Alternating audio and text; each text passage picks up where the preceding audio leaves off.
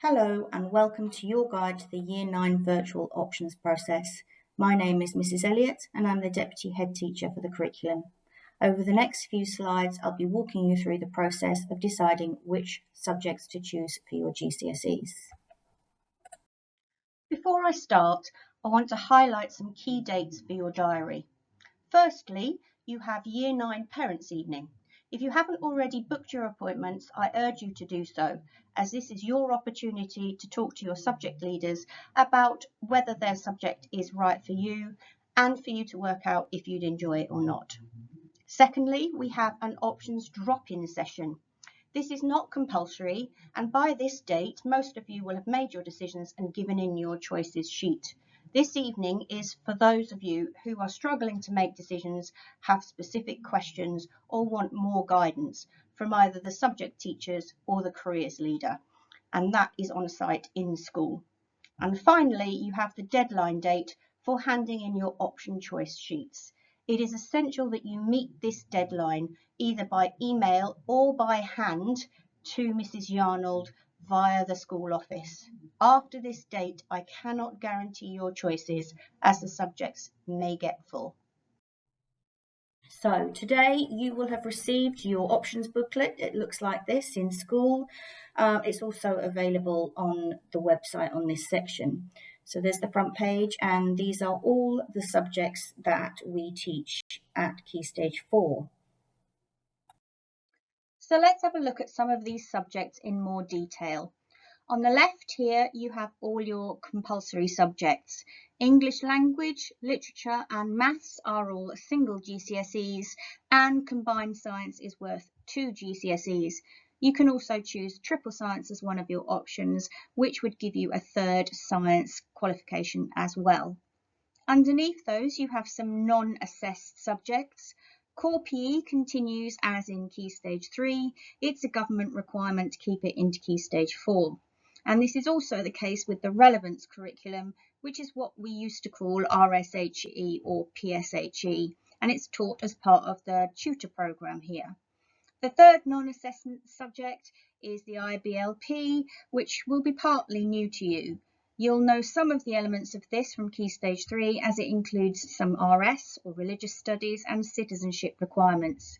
It also expands on the IB award that you did in Year 7, 8 and 9 with a focus on service learning, which is great for CVs and personal statements later on.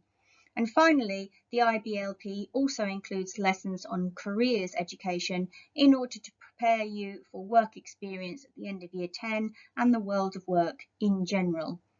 And on the right hand side, you've got all your EBAC subjects, and you need to choose at least one of these as an option subject, although of course you can choose more than one if you wish. This is what your option choice sheet looks like. It is at the back of your booklet and needs to be detached and returned to Mrs. Yarnold in the admin area by the end of this term. You can see here that although you only study 3 main options, including your EBAC option, you do still have to pick 5 and rank them in order of preference, with 1 being your top choice. You need to pick 5, as although I do try to give you your top choices, it isn't always possible to do so. It should also be noted that if a subject does not attract enough students, it may not run, which is also a reason why you may not be able to study your top choice. H-band also has an option 4 that you can see at the bottom of the page there. All of these subjects are colour-coded with green headings in your options booklet. This option is a smaller option that has 4 lessons a fortnight rather than the 5 the main options have. Although they are small options, they do still have a qualification attached to them, just not necessarily a GCSE. Again, students must rank order these subjects in order of preference, with 1 being their top choice, down to 6 as their bottom choice. And that's really essential because, as with the main options, I may not be always able to give you your top choice. When you're picking your options, you need to think of it as a long-term process that lasts further than just your GCSEs, past Year 11 into Key Stage 5 and into your career further beyond that. All the subjects we offer at GCSE level are accommodated here at Knole in Key Stage 5, either through the IBCP or the IBDP. The IBCP, which is the career-related programme, allows students to study a mixture of academic and career-related studies. So it's perfect for students who want to go on to university or become an apprentice, or indeed go straight into the world of work at 18. The IBDP, the diploma programme, is for the most able students who want to continue with a variety of academic subjects in the sixth form. And this course is for students who want to go to university, particularly to study medicine or law. So how are you going to choose from all of these options? Some people might say, I want to be with my friends. Well, that's common, but don't go with that because it's not possible to put people in with their friends. Some subjects have 4 different blocks and you could be in any one of those. I like the teacher. Again, you might not get that teacher next year. I want to choose easy subjects. Well, there are no easy subjects at GCSE, so don't go with that one. None of those are good ways to choose your options. And if you're thinking, I don't know what I want to do, I really haven't got a clue, don't panic because it's all in order. We have a plan. There is a lot of support available to help you choose the options that are right for you. You can talk, first of all, to Mrs. Stevens, who is our careers leader, and you'll find her down by the Inclusion Centre. She is our fully qualified careers leader and will be able to advise you on anything to do with careers and future choices. You can also talk to your teachers. They are best placed to tell you about their individual subjects and whether you would enjoy them and be able to cope with the demands of the course. There are also lots of online quizzes that can help you match your personality type and preferences to particular careers. I like this Buzz one, which I've given you here, but there are loads more available. And the Academy also subscribes to Unifrog, which is an online careers platform. And this has a huge amount of information about subjects and careers. If you can't remember your individual logins, see me or Mrs. Stevens. So here are some frequently asked questions that you may need answers to. Firstly, what do you do now?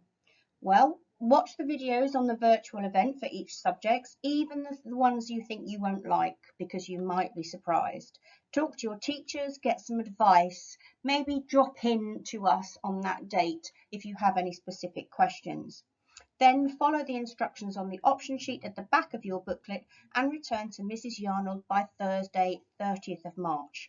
Remember, it's really important to meet that deadline as I can't guarantee you will get your choices after that date, unless there are exceptional circumstances.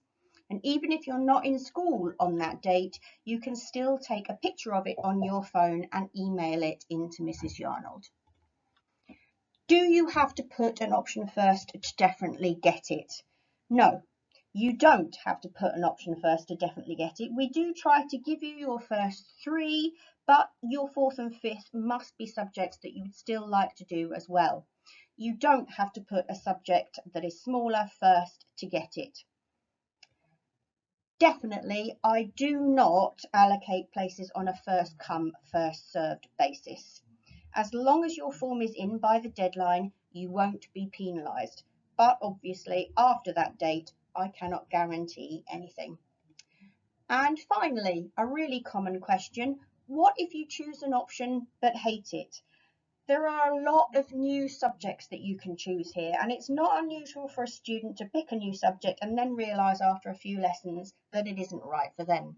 So it's very important that you think very carefully about the choices that you make, talk to your teachers, look at all the guidance and so on. But even so, after that, you may still choose a subject that you actually discover that you don't like or isn't right for you. And so therefore, I do allow students to change their options up until the first Friday in October. After that date, though, it is very difficult to change because too much work has been completed to catch up. And finally, here are those key dates again. First of all, you have the Year 9 Parents' Evening coming up, which is your opportunity to talk to those options teachers and see which ones you would like to do. That's followed by the drop-in. Most people will not need to attend that, but that is there for those of you who have specific questions or issues. Then you have the deadline date for return of option choices, and make sure you meet that deadline. It's very, very important. And finally, there is that date there, which is when you will be emailed confirmation of your option places. Thank you for watching.